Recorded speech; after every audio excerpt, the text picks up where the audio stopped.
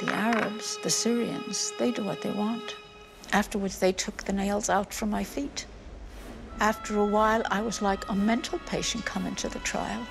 I wasn't allowed to eat or drink or have anything from home.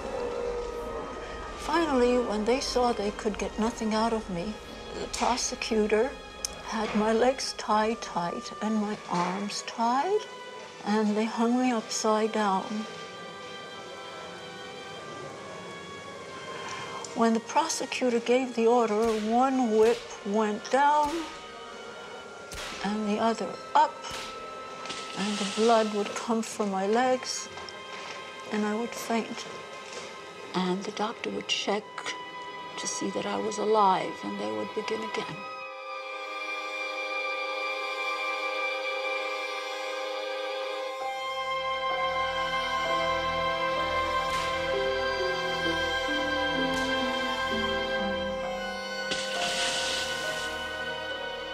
Each time I would pray, God, please help me. Give me the strength to show that we are Jews, not animals. Give me the force to pass this one more trial. After so much, they thought that I would confess, but I didn't. But I was not proud. I was finished.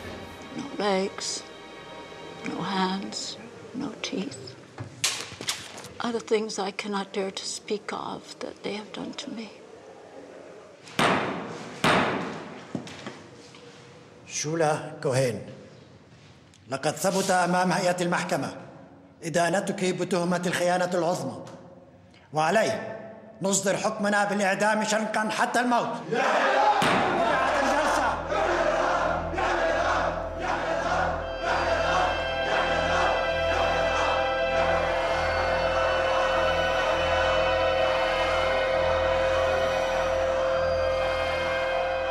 I was sentenced to death, even though they had no evidence.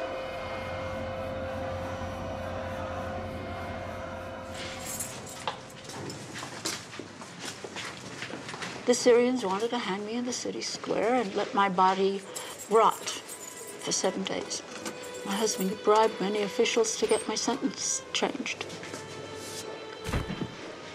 Well, it was finally changed to life imprisonment and then 20 years. But I have no doubt the Syrians would have had me executed one way or another had it not been for the Six-Day War. When the war was over, Lebanon had one of Israel's pilots. When they negotiated for his release, Israel remembered Shula Cohen. The two of us were exchanged for not 496 Lebanese and Syrian prisoners of war. When I came out, I told them I would not leave without my family. The Lebanese let them come. But they left behind everything. Our big house, everything we owned, we left behind. That's what my husband did for me. He gave up his own life for me. I was in the hospital for a month. I had 2 operations. I finally started to be human again. Joseph died in 1995.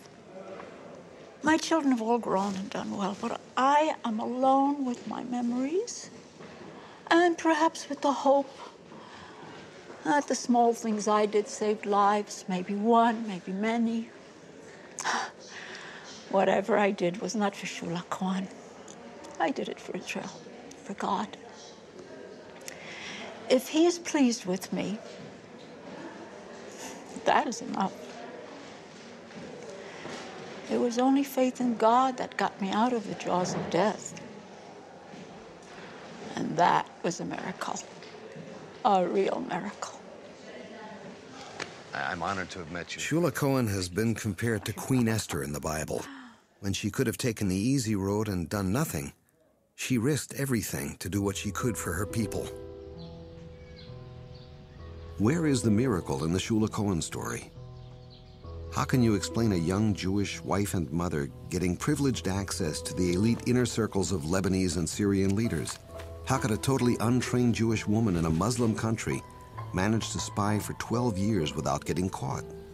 How did the Syrian Secret Service search the closet where she had just hidden a document seconds before and not find it? How could a woman just recovering from having her 6th child survive 7 years of the most heinous torture and abuse and live to tell about it? Those are miracles, even to me. This is not what I expected. I came here looking for rational, easy answers to the claims of miracles here. Instead, I found credible, real people with experiences they believe were genuine miracles. Experiences I can't disprove or explain away by mere logic or reason. But I have come to realize that in the end, it seems to come down to a matter of choice, to believe or not. To summarize all I've seen and heard these past 2 weeks is not easy. So many vivid images and wonderful people I'll never forget. Their lives were changed by what they experienced. My life has been changed in hearing them. A window has been opened on my own soul that I didn't realize was there. My task now, call it my sense of mission, is to tell these people's stories as honestly as they told them to me. We leave in the morning.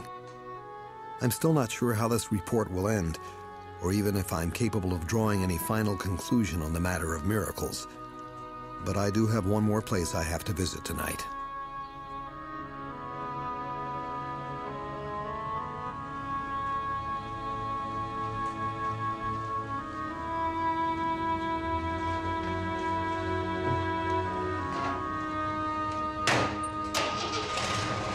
So what is a miracle?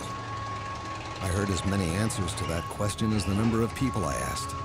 One of the people I met in Israel observed that most miracles seem to happen in such a way that you can choose to believe or not. The people who told me their stories were convinced that their lives were touched by a miracle at the hour of their greatest need, when they were beyond their own resources, when all the odds were against them, when there was no hope outside of a miracle. Whatever happened, it changed their lives, and they were never the same again.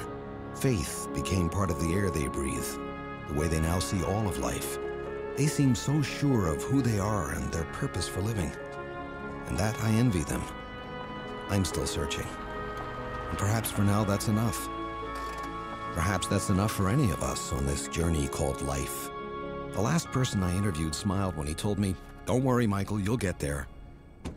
I somehow believe, there's that word again, that if any of us search long enough and honestly enough, we will find the truth. And it will be very personal, and it will be our miracle. Are miracles real? Did they happen to these people I met? Is there a miracle waiting to happen in our lives? You decide.